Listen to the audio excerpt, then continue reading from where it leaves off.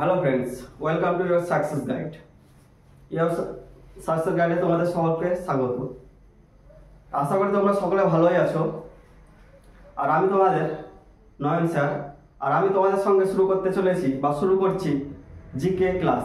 আর GK ক্লাসের গতদিন আমি তোমাদের ভূগোলের উপর জিকে করে দিয়েছি এবং সেটা কন্টিনিউ চলবে। এবং আজকে আমি শুরু করতে চলেছি ইতিহাসের উপর জিকে ক্লাস। ইতিহাসের উপর থেকে যে সমস্ত কোশ্চেনগুলো আসতে পারে এবং বিভিন্ন বিষয় নিয়ে আজকে আলোচনা করব। তো আজকে ইতিহাস ক্লাস শুরু করার আগে জানতে হবে যে ইতিহাস জিনিসটা কি। ইতিহাস তো তোমরা জানো বা এখন জানবে। ইতিহাস আমাদের কিন্তু অতীতকে জানতে সাহায্য করে। ইতিহাস পড়ে আমরা আমাদের দেশের অতীতকে জানতে পারি। তো এই ইতিহাসকে জানার, যেমন ইতিহাসের জনক বলা হয় হেরোডোটাসকে, তোমরা স্কুলে পড়েছো। কিন্তু ভারতের ইতিহাসে কিন্তু এমন কোনো হেরোডোটাস নেই যে ভারতের ইতিহাস রচনা করে গিয়েছে। তো আমাদের এই ইতিহাস, ভারতবর্ষের ইতিহাস জানি কিভাবে? তো বিভিন্ন উপাদান, যেমন ইতিহাসের উপাদান রয়েছে, তার মাধ্যমে আমরা ভারতের বর্ষের ইতিহাসকে জানতে পারি।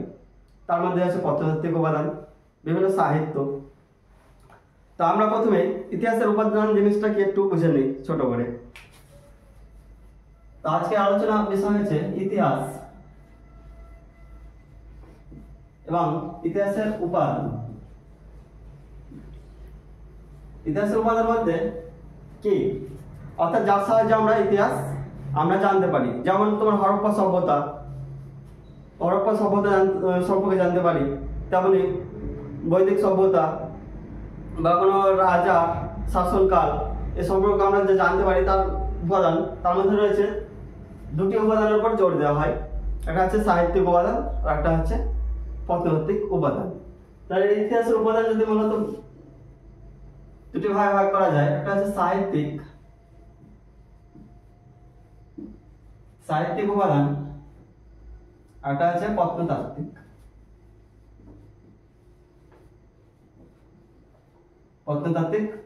উপাদান।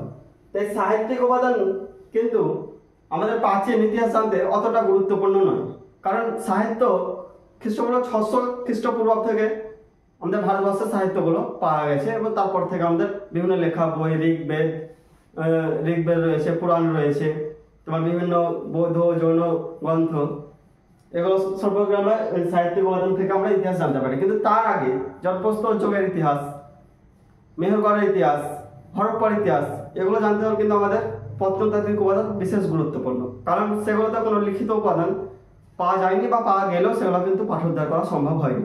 তার জন্য প্রত্নতাত্ত্বিক উপাদানটা কি ধরনের স্যার? প্রত্নতাত্ত্বিক উপাদান হচ্ছে যে মাটির খনন কার্যের ফলে প্রাচীনকালে মানুষের ব্যবহৃত যে সমস্ত জিনিসপাতি, যেমন বিভিন্ন পাথর, বিভিন্ন হাতিয়ার, এই সমস্ত দ্বারা আমাদের ইতিহাসকে বিভিন্ন পদ্ধতি আছে, যেমন ইতিহাসের কাল নির্ণয় করার জন্য, যেমন কার্বন 14 পদ্ধতি।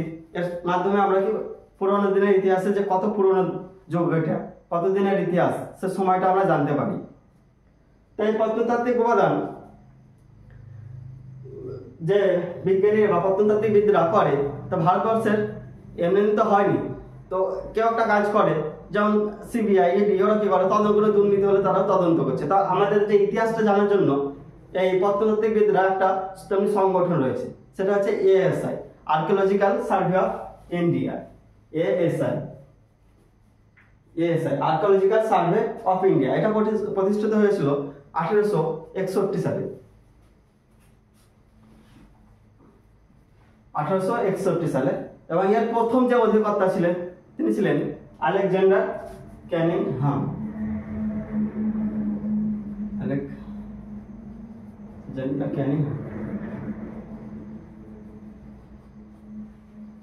ক্যানিংহাম এএসআই প্রতিষ্ঠা, তিনি অধিকর্তা ছিলেন।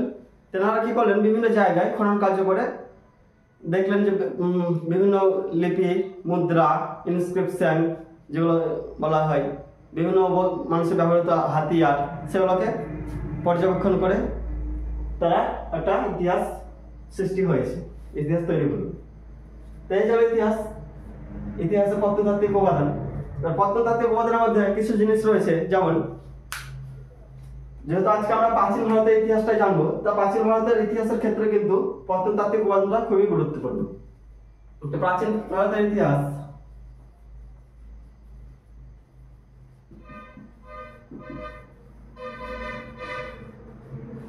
প্রাচীন ভারতের ইতিহাস যেহেতু জানো, প্রত্নতাত্ত্বিক উপাদানের মধ্যে যেমন রয়েছে লিপি, জানতে পারি যা সাহায্য, একটা হচ্ছে লিপি, মুদ্রা, বিভিন্ন ভাস্কর্য,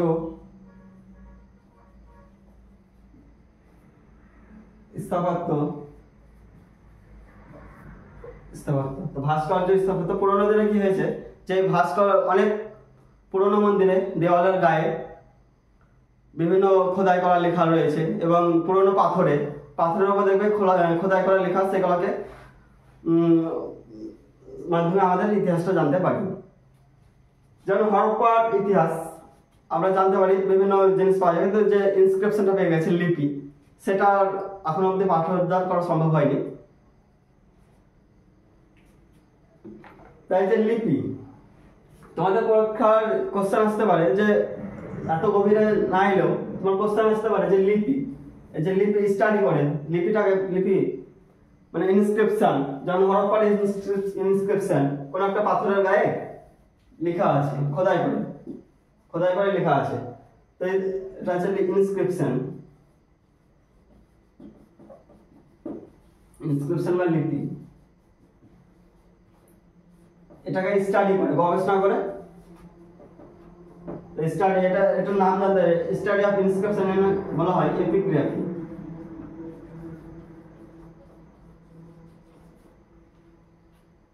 স্টাডি অফ ইনস্ক্রিপশন অর্থাৎ পাথরের কোনো বস্তুর বা মন্দিরের দেওয়ালে খোদাই করা যে সমস্ত লেখাকে পাঠোদ্ধার করে আমাদের প্রাচীন যুগের ইতিহাসকে জানতে সাহায্য করে, সেগুলো বলা হয় ইনস্ক্রিপশন। আর সেটার উপর স্টাডি করা হয়, সেটার উপর যে স্টাডি করা হয় সেটাকে বলা হয় এপিগ্রাফি। এবার মুদ্রা,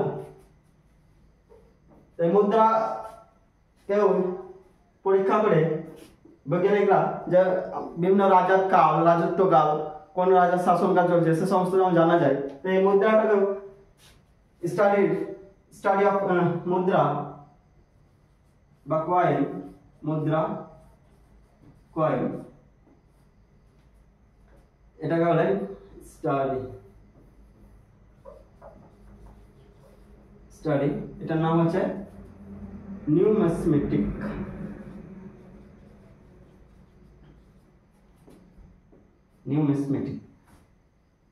মুদ্রাকে যে গবেষণা করা হয়েছে, জানতে পারা যায় যে ইতিহাস, সেটা যা সাহায্য, সেটা হচ্ছে নিউমিসমেটিক্স স্টাডিটার নাম হচ্ছে নিউমিসমেটিক। এটা কিন্তু অনেক সময় পরীক্ষাতে কোশ্চেন আসে যে ইনস্ক্রিপশন, স্টাডি অফ ইনস্ক্রিপশন, তোমাকে অপশন দিয়ে দেবে স্টাডি অফ ইনস্ক্রিপশন, এটাকে অপশন দিয়ে দেবে, তার মধ্যে তোমার এপিগ্রাফি, এই শব্দটা তোমাকে সঠিক করতে হবে যে এপিগ্রাফি। এবং স্টাডি অফ কয়েন, এই দুটো জানতে হবে। স্টাডি অফ কয়েন সেটা হচ্ছে নিউমিসমেটিক্স। এটা তোমাদের নোট করে নাও। এটা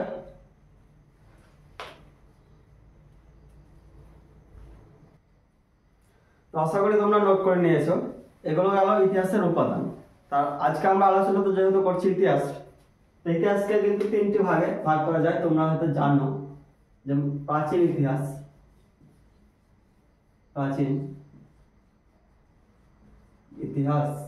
এটা হচ্ছে মধ্যযুগীয় ইতিহাস,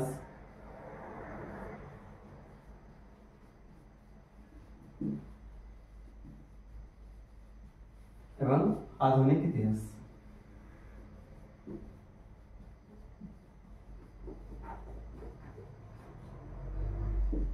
ইতিহাসকে কিন্তু এই তিনটি পাঠে ভাগ করা যায়। তো আমাদের আজকে আলোচ্য পাঠ হচ্ছে প্রাচীন ইতিহাস। আর এই প্রাচীন ইতিহাসের আজকে আমরা শুরু করছি, যেহেতু প্রথম ক্লাস, সেটা প্রস্তর যুগ। প্রথমে প্রস্তর যুগ করে দেবো, তার আজকে মেহেরগড়, এবং আস্তে আস্তে হরপ্পা বৈদিক যুগ হয়ে যাবে। তো আজকে তোমাদের প্রস্তর যুগ এবং মেহেরগড় যেহেতু করানো হবে, তা হচ্ছে প্রস্তর যুগ। তো প্রস্তর যুগটা কি? প্রস্তর যুগ অর্থাৎ মানব সভ্যতা বা সমাজের এমন পর্যায়টাকে বোঝায় যেখানে মানুষের মূল উপকরণ অর্থাৎ ব্যবহার, মানুষ শুধুমাত্র পাথরেরই ব্যবহার জানতো, আর অন্য কিছু ব্যবহারও জানতো না। মানে যে কোনো জিনিস শিকার করতে এলেও পাথরের হাতিয়ার।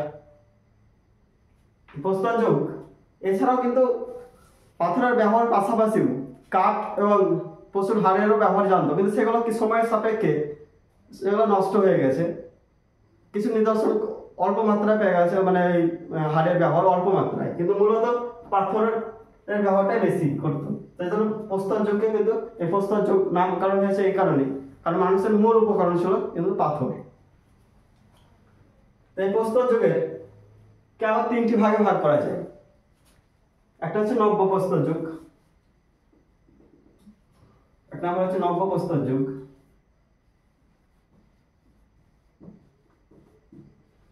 এটা সময় নব্য প্রস্তর না, প্রাচীন প্রস্তর যুগ। প্রাচীন প্রস্তর যুগ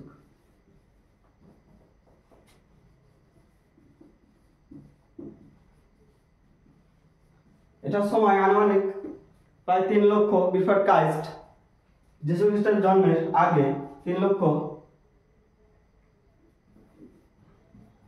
বিফোর ক্রাইস্ট থেকে প্রায় 10,000 BC, অর্থাৎ বিফোর ক্রাইস্ট, যিশু খ্রিস্টের জন্মের আগে। এবং মধ্যপ্রস্তর যুগ, এটাকে আবার প্রাচীন প্রস্তর যুগে প্যালিওলিথিক যুগও বলা হয়, এবং মধ্যপ্রস্তর যুগ।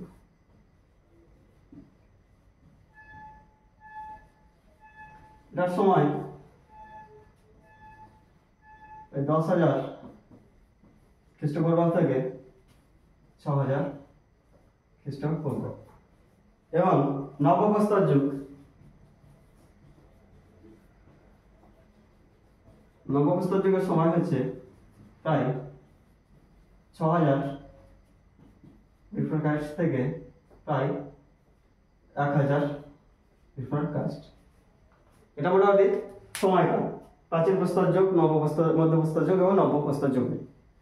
তো প্রাচীন প্রস্তর যুগে আমাদের কিছু বৈশিষ্ট্য খেয়াল রাখতে হবে, কারণ পরীক্ষাতে এই সময়টা দেবে না, প্রাচীন কালের কোনো সময় দেয় না, সময়টা বেশিরভাগ দেয় তোমার ওই মডার্ন ইতিহাসের আধুনিক ভারতের উপরে। তো এই প্রাচীন প্রস্তর যুগের কিছু বৈশিষ্ট্য আছে, সেগুলো তোমাকে একটু জানতে হবে। যেমন প্রাচীন প্রস্তর যুগের বলে দেই যে প্রাচীন প্রস্তর যুগে মানুষের মূল উপাদান যেমন ছিল পাথর, কিন্তু সে সময় কি মানুষের পাথরের হাতিয়ার, মানে ওই পাথরের যে হাতিয়ার ব্যবহার করতে সেগুলো কি বড় ছিল। আর এটা মিটিয়ে দেয়, এটা নোট করে না।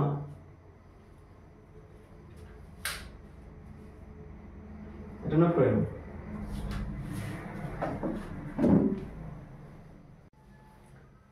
প্রাচীন প্রস্তর যুগের কিছু বৈশিষ্ট্য যেগুলো পরীক্ষাতে আসতে পারে।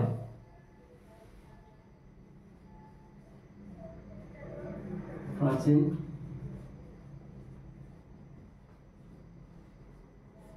যুগে, প্রাচীন প্রস্তর যুগে মানুষ কিন্তু তখন পশু শিকার করত এবং খাদ্য সংগ্রহ ছিল, খাদ্য তারা চাষবাস কোনো কিছু জানতো না। কেন মানুষ কি এক নম্বর বৈশিষ্ট্য হচ্ছে শিকারী, তারা শিকার করত, শিকার এবং খাদ্য সংগ্রহ। তারা কিন্তু চাষের ধারণা তাদের মধ্যে ছিল না।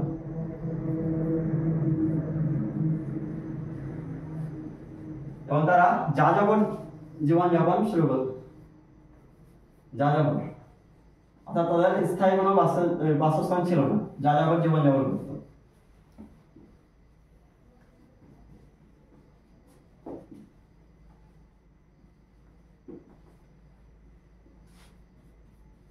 এবং তারা যে পশু শিকারের জন্য মেন অস্ত্র হিসাবে বা খাদ্য তৈরি করতেও সেটা একটা অস্ত্র, সেটা হচ্ছে হাত কুঠার। এটাকে অধিক ব্যবহার করতো, হাত কুঠার।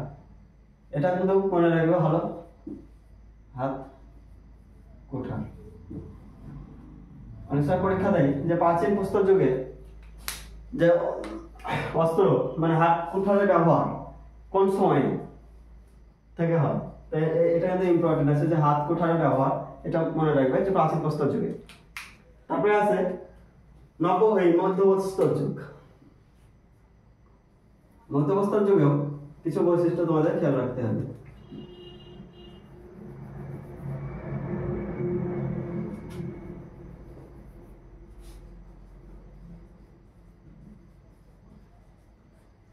মধ্য অবস্থার যুগে কিন্তু মানুষ পশু শিকারের পাশাপাশি কিন্তু তখন পশুপালনও শুরু করে দিয়েছিল। পশুপালন একটা বৈশিষ্ট্য আছে পশুপালন। তারা পশুপালন শুরু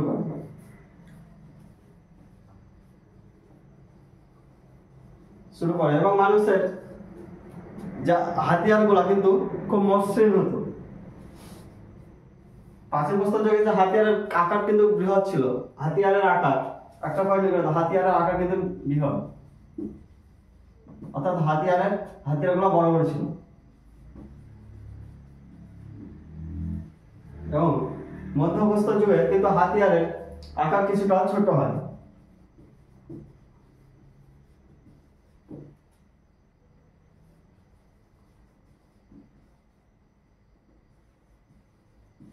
ছোট। এবং প্রথম অনেক সময় প্রশ্ন দেয় যে প্রথম কোন পশুকে পোষ মানানো হয়েছিল। এটা কিন্তু খেয়াল রাখবে, ইম্পর্টেন্ট কোশ্চেন, যে প্রথম যে পশুটাকে পোষ মানানো হয়েছিল সেটা হচ্ছে কুকুর। প্রথম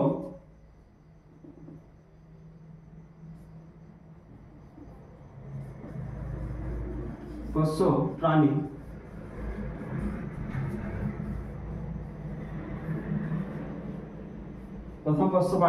কুকুর। আর এই প্রাচীন প্রস্তর যুগে কিন্তু তখন মানুষ আগুনের আবিষ্কার করেছিল।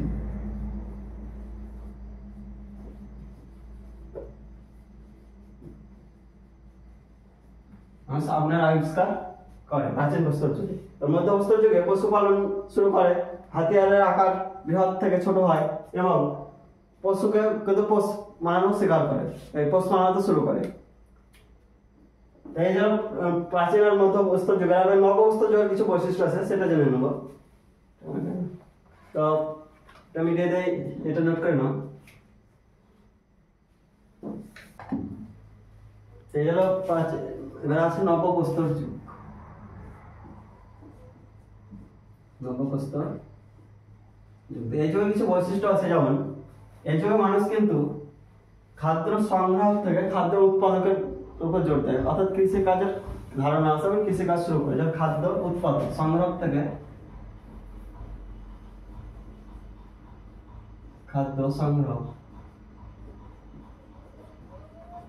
সংগ্রহ থেকে খাদ্য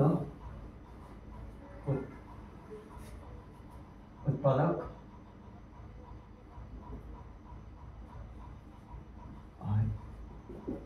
এবং এই যুগে মানুষ কিন্তু কোমরের চাকা আবিষ্কার করে।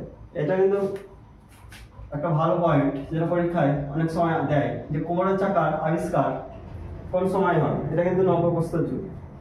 কোমরের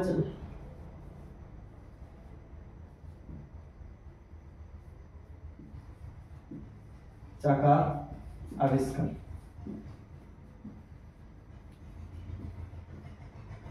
কোমরের চাকা বলতে যেটা মানুষ বিভিন্ন মাটির জিনিসপত্র যেখানে তৈরি হয় যার সাহায্যে, সেটা কোমরের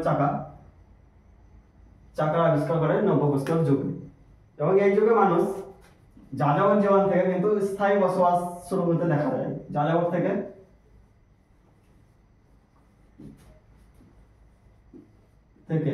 একজন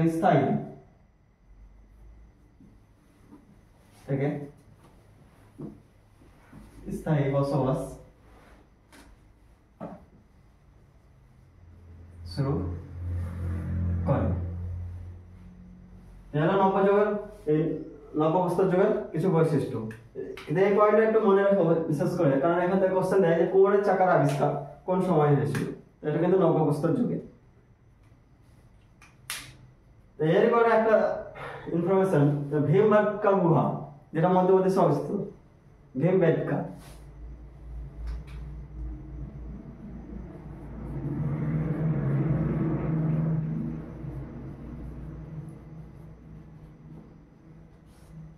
এটা মধ্যপ্রদেশের অবস্থান হচ্ছে মধ্যপ্রদেশ।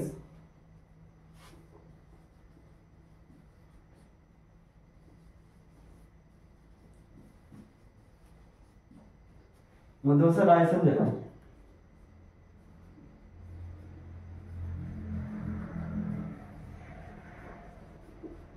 ভীমবেটকা গুহাটা কি? এখানে প্রায় 1 লক্ষ বছর আগে, প্রায় প্রাচীন প্রস্তর যুগে মানুষের কিন্তু একটা বসবাসের জায়গা ছিল, যে ভীমবেটকা গুহা। এখানে মানুষের বসবাসের প্রমাণ পাওয়া গেছে। বিভিন্ন গুহা লেখা, মানে গুহার ভিতরে যে মানুষ বসবাস করতো সেখানকার যে গুহা চিত্র, বিভিন্ন কিছু পরীক্ষা করে সেটা দেখা যায় এখানে মানুষ কিন্তু 1 লক্ষ বছর আগেকার মানুষ এখানে বসবাস করতো। হোমো সেপিয়েন্সের মানুষের বাসস্থান ছিল। তো ভীমবেটকা গুহা এটা কিন্তু ইউনেস্কো সাইট, মানে ইউনেস্কোর স্বীকৃতিপ্রাপ্ত একটা স্থান। এই কারণে এটা গুরুত্বপূর্ণ। এটা 2003 এটা কিন্তু ইউনেস্কো ওয়ার্ল্ড হেরিটেজ সাইটে অন্তর্ভুক্ত হয়।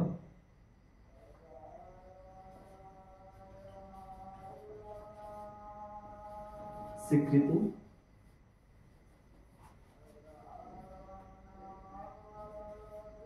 লাভ করে। 2003 সালে স্বীকৃতি লাভ করে।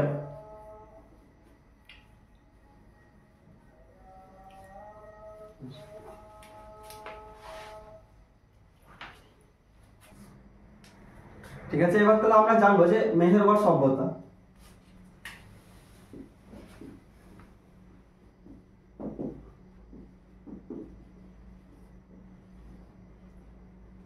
মেহেরগড় সভ্যতা যার সময় আনুমানিক 7000 BC থেকে 3000 বিফোর ক্রাইস্ট, খ্রিস্টপূর্বের আগে। তো তোমরা ভাবে হয়তো যে অনেক জায়গায় তো দেখবে প্রস্তর যুগের পর হরপ্পা সভ্যতা করানো হয়, তো আমি কারণ এই মেহেরগড় সভ্যতা নিয়ে নিলাম, কারণ এই সভ্যতা আবিষ্কার হওয়ার পর জানা গেছে যে এই হরপ্পা সভ্যতার আগেরও এই সভ্যতার মানে স্থায়ী ছিল মেহেরগড় সভ্যতা। এই সভ্যতাটা আবিষ্কার হয় মূলত 1974 সালে। আবিষ্কার করেন 1974 সালে। কে আবিষ্কার করেন? জন ফ্রান্সোয়া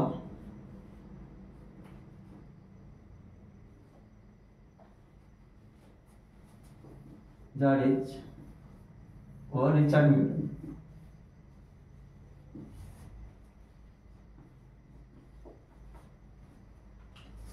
তো মেহেরগড় সভ্যতা এটা হরপ্পা সভ্যতারও আগের সভ্যতা, কিন্তু এটা আবিষ্কার হয়েছে 1974 সালে। এবং এই কে আবিষ্কার করেছেন? জন ফ্রান্সোয়া জারিচ ও রিচার্ড নিউটন।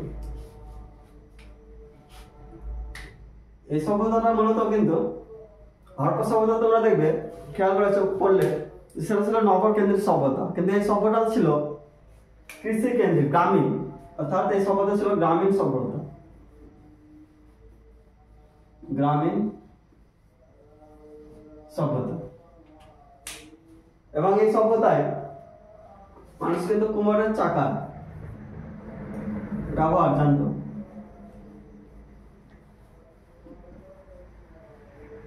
চাকা ব্যবহার করত।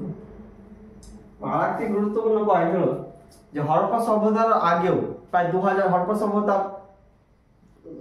সভ্যতার 2000 বছর আগেও এই সভ্যতায় কিন্তু মানুষ তুলা চাষের প্রমাণ পাওয়া গেছে। প্রায় এখানে তুলা চাষ প্রায় হরপ্পা সভ্যতার 2000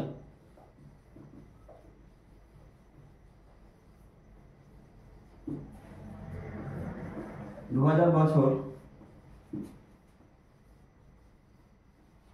আগে তুলা চাষ এর প্রমাণ পাওয়া গেছে।